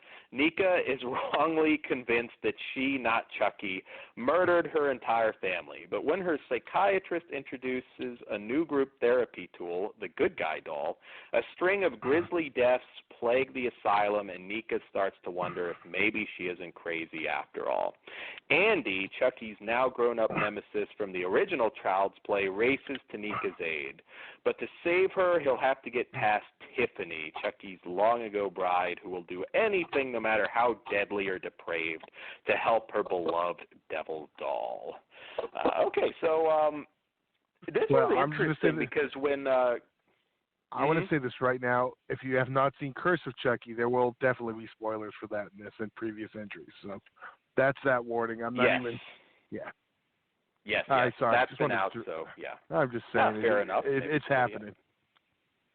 Yeah, there's and a possibility. it's interesting. Yes, there is. Yeah. Curse of Chucky, though, it's funny that you bring it up because I know that one they put direct to Blu-ray DVD a few years back, and then a lot of people I know were kind of like pissed. The Seed of Chucky, obviously, for most people, probably not their favorite in the Chucky films, and I need to revisit that, actually. I mean, I didn't hate it, but I didn't necessarily love the direction either. It was definitely way over the top and spoofing Hollywood and stuff. But yeah, I've never had an issue with it. I was actually surprised to see it acknowledged, quite frankly. Like, I kind of figured, I'm like, okay, that's going to be the one that they finally pretend never existed, but continuity is a good theme. Yeah. Not something that horrors, particularly the big horror franchises, have ever been good at, and that is one thing I like about this, continuity. And let's be honest, this is now the longest-running horror franchise. I mean, no remake. Yeah, without a reboot. Yeah, I mean, as in, yes, telling the same story, because Child's Play was in '88. We're 2017 and still in the same timeline. Yeah. No reboots, no, we may have had some tonal shifts, but everything's canon. So. Yeah, no, absolutely, and that's impressive. That's impressive. I thought for sure we would have, and it's been rumored that we would have the big reboot, which I figured, was guaranteed to happen at some point. It probably still will, to be honest. Oh yeah, even Don Mancini said it will, but he has the control for now, and it doesn't seem like it's happening anytime soon. Yeah, well, it's tough because the first film, I don't know what they would improve upon. You know what I mean? It is one of those movies where I'm just like, okay, doing this in 2017 or whenever, what are you going to do to make this better? Because I know, number one, you have to stick to the classic look, and you go CG crazy with it. Because I don't see the big reboot necessarily going the puppet route, but you kind of almost have to. And I don't know. I don't see what technology's going to do to improve it. I'm like, okay, you're going to make it scarier. You're going to, I don't know. It's one of those movies I don't really see a reboot doing much with. I guess you could make it gorier, but beyond that, I just don't know what you would do. Honestly, they'd take the killer doll aspect and leave the rest out. They'd make their own, whatever, because you can't just remake that first one at this point. Does Charles Lee Ray, possess a fucking fidget spinner, though? I mean, what the fuck? I mean, kids don't even play with dolls anymore. I mean, it's all this stupid bullshit. But we're going to get the possessed fidget spinner. Calm movie. down. We'll get off your lawn, Grandpa. Calm down. I know.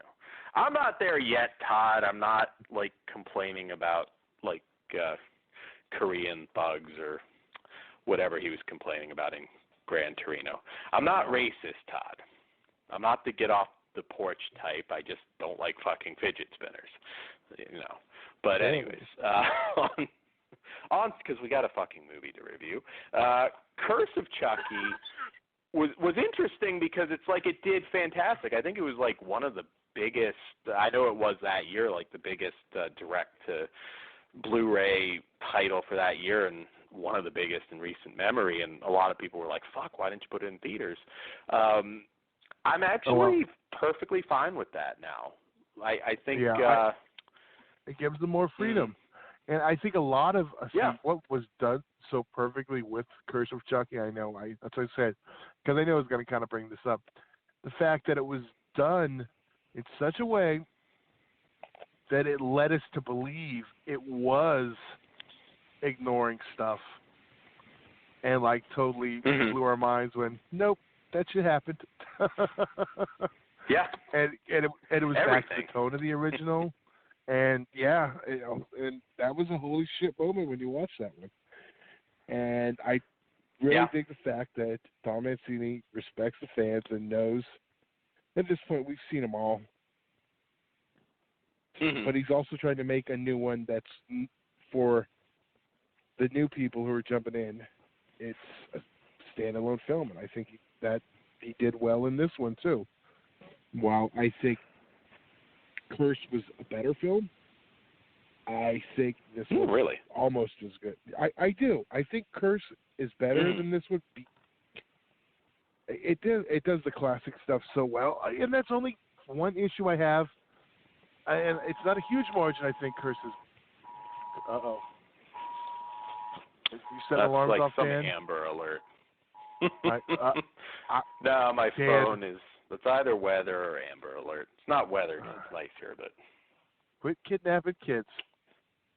They're chasing somebody in a 1991 light blue Chevy. That's what that was. Okay. Well, it's not you. We know you're not out driving. No. Yeah, it's not a huge margin, but it's a slight one. Okay, now that I got that part out of the way, this film itself, I don't know how to do this with non-spoiler. I really enjoyed it. Okay, well, it's no surprise Alex Vincent is back as Andy Barkley. I was feature role. That was one of the and that was one of the things from the tag of the last one at the end that we got that little he's back in this world, and another one dead. I'm like way away from my cell phone because I don't know how to shut that off. But yeah, keep speaking. No one's getting killed here. Okay, but it's something about that. I think he was the ingredient, missing from Bride and Seed. As much fun as those are, they had basically the couples standing in. The one movie that. Well, I think she might have been hated on that one too. Before what's her name became like the hated actress, Katherine Heigl. But she wasn't yet. And no, she wasn't. She couldn't be at that point. But I do remember people making comments anyway. So I don't know. Alex Andy has always been that center of the Child's Play universe. So bringing him back, I mean, it only makes sense. And with Nika being the new, kind of centerpiece on it. See, I don't want to go too spoiler yet, but I think bringing Andy back actually makes sense now with our conclusion. And we'll just hold off on that.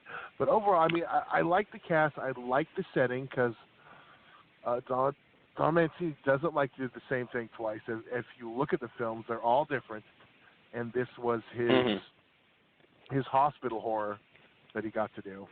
And what did you think about the kills? I actually think the kills were damn impressive in this, especially the unrated cut, which is not on Netflix. Yes. My face stomp was the favorite, I think. I really, really liked it. It was a basic one, but it was a very satisfying one, too. And it's weird for that character, the face stomp. The one where someone who's not really someone, but they still get their revenge, but they're not really. It's a weird thing on that one, because it's like the character's getting their revenge, but the character's not. Very complex and deep in that kill. So that one, simple. Good decapitation as well. Yeah. Yeah, all the kills were very good. Yeah, that's a big highlight of this. Even the hidden gun spot, I really enjoyed. Oh yeah, no, I mean, and it's great seeing the old school good guy doll back, which was really nice. And one thing that I thought this does do well, because one criticism, and I liked Curse a lot. I liked that one really felt like, for the most part, is just a straight up horror movie. It sort of left out, certainly not the tone of Seed and or Bride, and it just felt like a very, sort of classic horror story. But I know a lot of people were disappointed at the lack of humor. I think this one did that very well. It never becomes, certainly never becomes Seed, and it's not like just a one-liner fest like, which I love Bride, but it's not that tone either. It's closer to 2 or 3 with the humor. Yeah, and some of it was really funny, particularly the one character that he felt he couldn't kill because he kind of admired how fucked up the person was. Oh, yeah. That was funny. The couple lines, like, I just can't do it. I mean, it was yeah. I thought that was pretty amusing. And I love Fiona Doris. Oh, yeah. You know, I think obviously her last name factored into her doing these movies, obviously, but she's a great actress. I love her on Dirk Gently, and she's legitimately really, really good. And, yeah, this one brings the gore, fantastic kills, you know, very little CG. They do try and keep it practical, which is really nice. I love now seeing Andy back as an adult and, you know, a main character in this. I mean, that alone, I mean, I'm big when you can get that continuity that so few franchises really have. There are some of the gags I thought were pretty funny, like the I got the doll at Hot Topic. That was funny. That was a good little plug, because the Chucky doll has been available. Actually, Spencer's Gifts, they've had the Chucky doll forever. That's where I got mine too. Yep, Tiffany as well. I believe that. I think they're the same thing at this point. They're owned by the same company, if I'm not mistaken. Yeah, probably. Yeah, but I thought this one really nailed the tone perfect for me. I really do. And we will get into spoilers. We haven't spoiled anything for you. We will get into it. But I gotta say this, Todd. At this point, I'm going to say it qualifies as an official weird boner. Jennifer Tilly is 59 years old. She's almost 60, and holy fuck, is she still hot. Is that a weird boner now? I mean, maybe when she turns 60, it officially becomes a weird boner. I don't know, because she's only 20 years different, so it's not as weird for me. Yeah, you're old. You're old, but think how old that makes her. I know, but she still looks damn good. There's no arguing. Yeah, I want to see Bound 2. Yeah. I absolutely want to see that. And there's one thing, obviously, I want to talk about, but I can't because it goes into spoiler territory. But let's see, other non-spoiler stuff before we get into our spoiler talk. Yeah, I think we're getting close to spoiler talk because that's a lot of the stuff I want to I know. It's like I've tried to think of but we'll have to rate it before we go into that. But we do. What do you rate it, Todd? I honestly, I really, really like this one. I give it a 4. It was solid. Check out the extras too. I know we're not really going to talk much about the extras. We normally do on the new ones. But there's a very good commentary. I'm a little higher. I'm actually. What do you give it? 4.5. I'm a 4.5 actually. That's just a little too close. It's not quite for me. Because see, here's my thing. Hey, I mean, it's not. I give Seed a 4.5. It's just slightly. It's so close. I understand a 4.5, and I was close on that. I like this one a lot better than Seed. Really? Seed? I'm sorry, I didn't mean Seed. Jesus Christ, I meant Curse. Curse of Chucky. Oh, okay. Excuse me. Oh, all right, yeah. I like Curse of Chucky as well. Those are, sorry, yes, I said Seed. If I was saying Seed that whole time, replace that with Curse. Ah, jeez. I was going to say, I was like, well, I know you like Seed, but really, a 4.5 for Seed, that surprises me. But, no. But yeah, I mean, overall, I've never hated a Child's Play movie. I've liked them all. No. Seed was just one of those ones where I thought, okay, Jennifer Tilly now is like, it felt like standalone. Honestly, if I were Don Mancini, I'm actually kind of glad though that it still exists in this universe, because I might have broken continuity after that. This one's. Mm-hmm. You couldn't have Jennifer Tilly in this without it. That is true. That is true. So I guess we can go ahead into spoiler talk. So if you haven't watched it and you don't want it spoiled, now we're going to speak openly about what happened because, okay, so this is interesting because I think we kind of have, what was that? That was a spoiler beef. I don't have anything else. There we go. I thought they were on to you and one of the kidnap alerts popped up in California now. We're spoilery now. Spoilery? Spoilery, yeah, that's a good word. So, all right, so it's not a beef per se because it's more concern for how the next one may come off. Because obviously the big thing now explained simply through, I saw this on Voodoo for Dummies on the internet. That is the explanation, that he can inhabit other forms, other dolls, other, people, whatever. I don't think it's that other, it's multiple. Well, multiple, yeah. Because I don't know if they're putting a cap on that. Well, no, that's what I'm saying, but it's not other. He's not just hopping doll to doll. He's in multiple at once. I think that's the part I'm trying to. And I don't know. That's the one. Yeah, I don't know how I feel about a Chucky army in a sequel. But I'm curious to see it. I'm curious to see how Mancini pulls it off. And that's my only thing, because I like this movie quite a bit. I really love the franchise.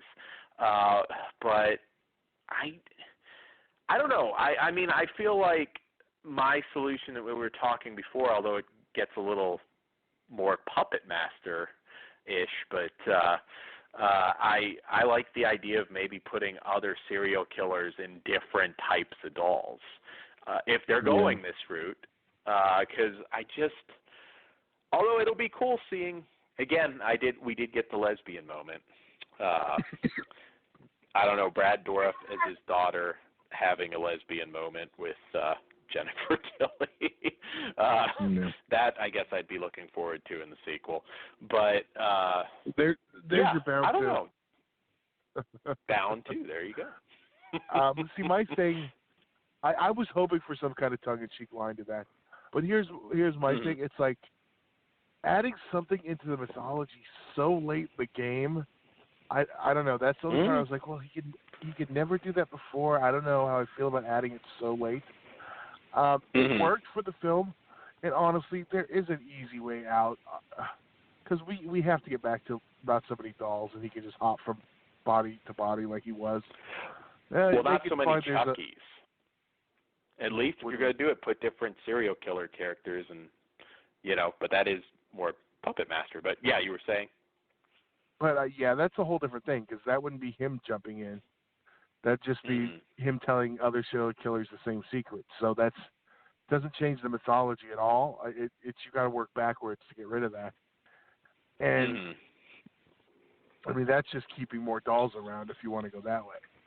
But I mean honestly, all they have to do is figure out a way to we use this Voodoo for Dummies, and if we kill them all off, then they can't keep multiplying. They just have to figure out a way to make him stop multiplying. He's always going to want to skip body to body. How would you feel, and I don't know how they'd explain it, but how would you feel, because I would love to see this, bringing Charles Lee Ray back in Brad Dourif human form. That I thought would be kind of cool. I mean, other than what they did in the last one, I mean, how do you do that at this point? Yeah, I know it'd be tough, but that's my only fear now. I mean, because then we get the following movie to become a clusterfuck. We get into see the Chucky mode, and then it's like, ooh, Brad Dourif kind of looks like you. You know what I mean? Yeah. Yeah, I know. I guess that's the thing, though. But this movie's left me wondering. So I can't complain about this one. I don't know what we're facing, and I know we're about to go into the archive. We'll still go here a little bit, but we will be back next week titles to be announced. But anyways, back to the spoiler talk. But I can't criticize a movie based on my fear of what might be coming next. You know what I mean? That's why I didn't hit this. Look at last one, and look at the last one. We just got the little tease. Now I'm really looking forward to.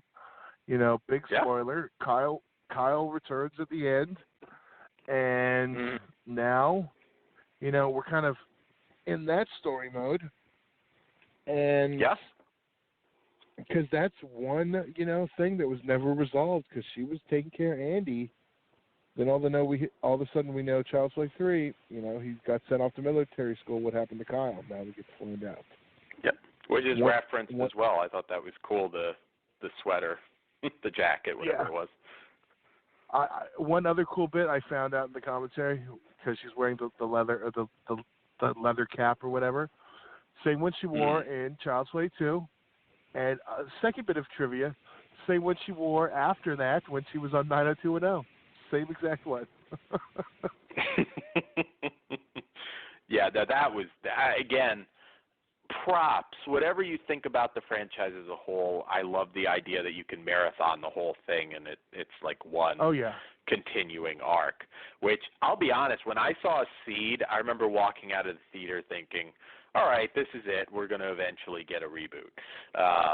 And he's managed to bring it back with these two direct-to-disc films, which, props to him. I'm just, what's his name? The little black kid. Tyler. Are we going to get him back? Probably. Maybe they're spacing him out through the film. Right. Now, I will give the props. Maybe CGI John Ritter. Oh, no. There is. I didn't catch it. There is a John Ritter reference when they're in the car at the end. Really? What was it? I don't know. They mentioned it on the commentary, and I didn't go back. Now, what I think would be also really cool is if they figure out a way to get some kind of cameo of Justin Whalen in from Part 3. Mm-hmm. Yeah, that would be cool. Just because. He was an Andy just too. Just because, yeah. Maybe there you go. Maybe he, I don't know, maybe we're getting stupid again. I was going to say somehow possessing Justin Whalen. That's the body he gets in. I'd actually be okay with that for some reason, though. You'd accept the stupidity just to get him back. I don't know, maybe he's getting ready to do Dungeons and Dragons 3 or something. Hey, he was in Serial Mom. He's did some good stuff. He did. I don't know what he's doing now, but yeah. Hoping he's getting that call soon. Yeah, I was going to say now, yes, he's going to share our show on his social media and start a campaign. But yeah, no, I do. I'm impressed with what he did. I'm not like, I mean, you can tell obviously that it doesn't have the production budget of Bride or Seed, but it didn't really matter. I'll be honest. I mean, I'm impressed with what he's done. He's kept it very CG light. I mean, I know you had the bullet and thing, and but for the most part, I mean, we got. And I know the CG work. I know he's not pure puppet, but I can't tell when it switches because there's a lot of walking stuff that is. I know some's little people, but I know some is CG. It's some of the facial stuff is too. It's not all. It's a mix, but it's done so well. It's like I don't even question what's what. I mean, I know there's a couple of the other things like you mentioned, but like the actual Chucky stuff, it's very very smooth. We haven't gotten our Child's Play Sci-Fi Channel original for sure. Oh God, can you imagine? Sorry, I'm going there. Can you imagine the Charles Band version where he's trying to make the puppet now?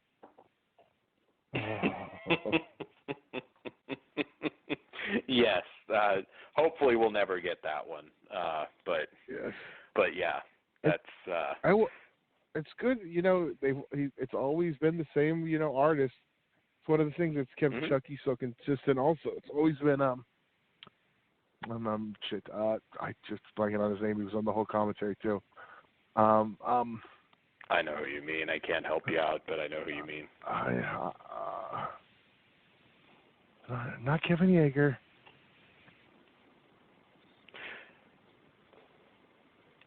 It is cool being able to keep, you know, the team together, because next year's the 30th anniversary. I mean, I know. You know, it's like my God. I mean, there it is. Impressive. Tony Gardner. That's who it is.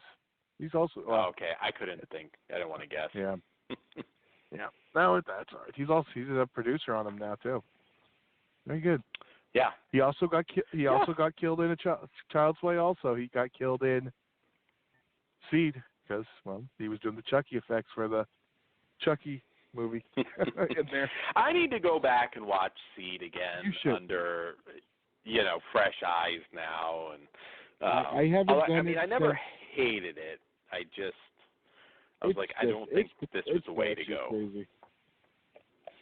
You know, now that it's been, you know, the ship's been corrected, and we're on a path. It doesn't.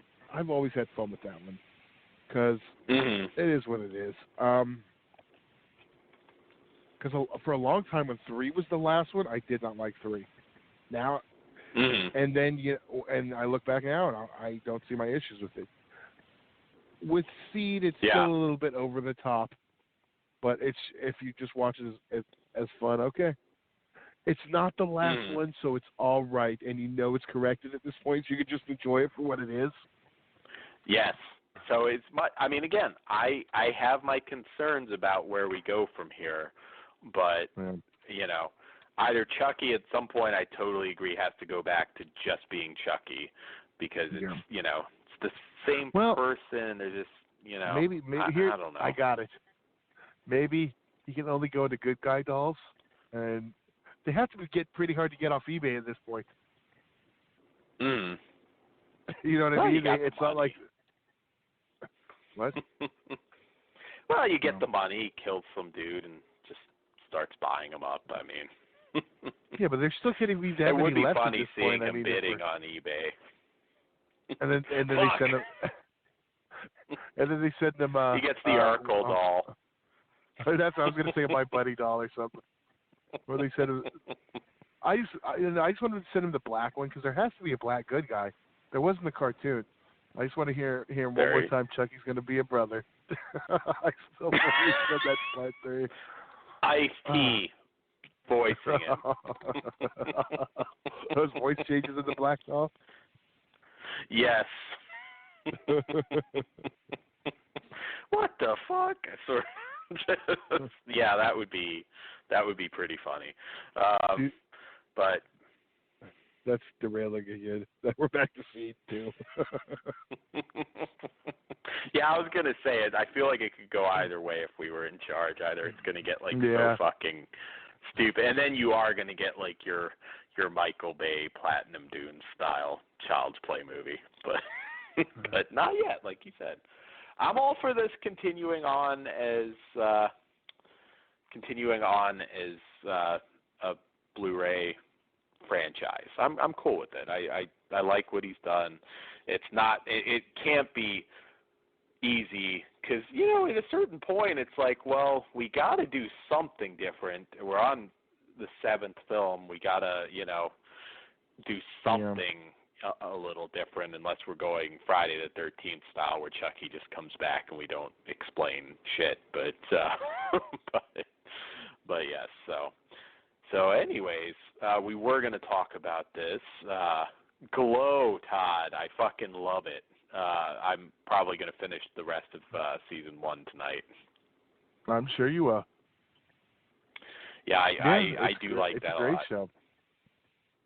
And it actually, because I'm trying to think back, because I watched a little bit, went back and watched some old, from the actual Glow stuff. There were a lot. The old lady gimmick, it was in the old Glow. There's some that are not totally, I mean, they don't totally No. It's inspired by. Yeah, it is. And I'm kind of curious if they go by the real story, because a lot of it, so far from what I'm seeing, is fairly accurate. I do feel like Chavo Guerrero Jr. should have been in there doing the training as an homage to Mondo.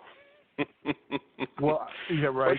Well, I'm sure that's why they brought him. But I think a lot of it is they couldn't use the actual gimmicks. Mm-hmm. They would have had to talk to him, and that wasn't what they were going for, so they didn't. I know some of the girls were not happy. Yeah, I haven't heard too much. Has like Matilda the Hun or even Ivory, some of the ones that are still around, weighed in on this? I haven't heard Ivory say much, but I mean, she had a career beyond Glow. You have to Google it. A lot of it's died out at this point. There was a little bit after, because the farmer's daughter is the one who currently owns it.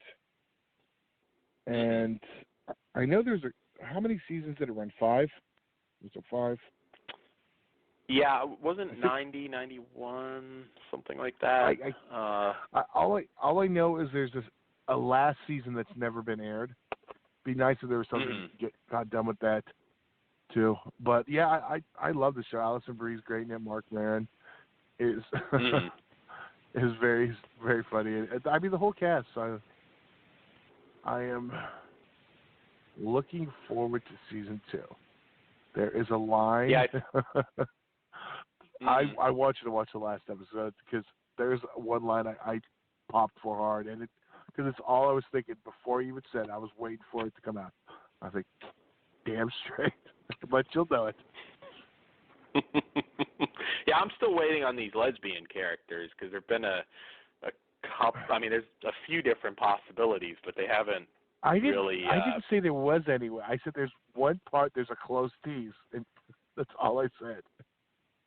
I'm going to hold you personally responsible, though, Todd. That's like dangling a steak in front of a starving man. I was trying to get you to start watching it. I said there was no lesbianism in this one. I said there was a tease between two girls, and it was early on, so you've already seen it. And it would probably happen in season 2. So it better happen in season 2, Todd. This type of show, I'm like, yeah, there should be. There needs to be. It's all women. Something that you're going to have your sapphic moment at some point. It's got to happen. So, but it hasn't. There were a couple possibilities, but I don't know yet. All right. Well, on that note, we are a bit in the archive. Yeah. And I did just want to say, the wrestling on Glow, obviously, going back to watch some of it, I'm going to say, okay, not necessarily ring generals at that point, but it's actually probably more entertaining than a lot of Attitude Era crap that we had. It was better than I remembered it. I enjoyed it. No ring generals, but it's a fun show, and maybe we will get that last season. I'd be surprised if we don't now. Or a reboot of it. I don't know. I don't know if it'd work now. Well, I don't know if they can reboot it now because of this. There may be I don't know how it works, how their deal is done. But I know, because this would technically be the reboot of Glow. I don't know. No, I don't know. Maybe a company. I don't know. But who knows? So I know they did a reunion in '93, didn't they? It wasn't a pay-per-view, I don't think, but they did something in '93. But anyways, enough wrestle talk. There is also a Glow documentary on Netflix. You should check it out if you haven't already.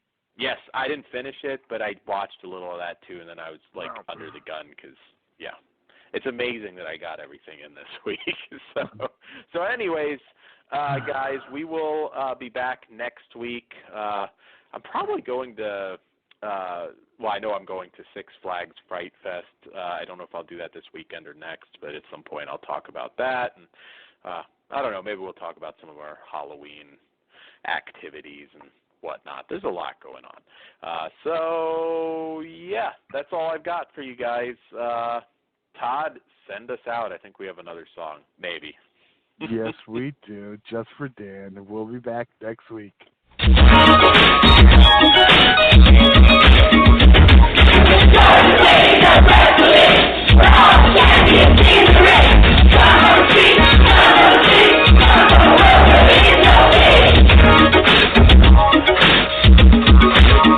I flew to America, kept the plane. Some people think that I'm insane. I've got great strength and iron will. I am not afraid to kill. Bernie's tail and tapping feet, dimpled face and smell so sweet. Don't ruffle up my ribbons and lace. I'll tap my toes all over your face. I'm Spanish red and I love tequila. When my blood gets hot, I even mean it. I'm American, like all the rest. If you say I'm not, you get the Spanish press. You wish you were in mother's womb. Instead you'll have to choose your doom. A nice restricting body cast, or I can fly your flag half-mast. Come fight with me and you can expect I'll do much worse than break your neck. An ambulance is what you'll desire, cause I'm going to set your face on fire. When I wrestle, you'll want to cheer, cause I'm a winner and I make that clear. All my opponents know I'm a stud. What can I say? It's the Italian blood. But the housewife from Newark that you really must hear. We don't wrestle often, just a few times a year. This is Phyllis and I'm Arlene. We're from Newark, New Jersey. That don't rhyme. No.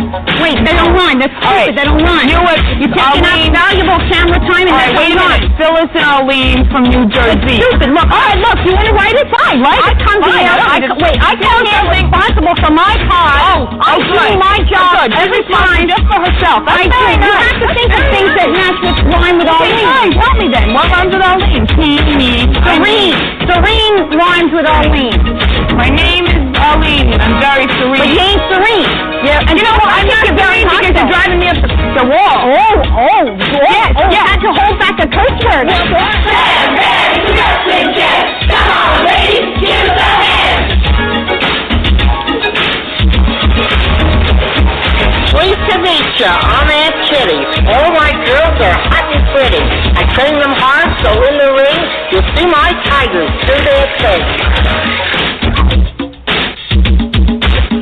My girls have the strength and speed to wipe out all the kitties free. All right.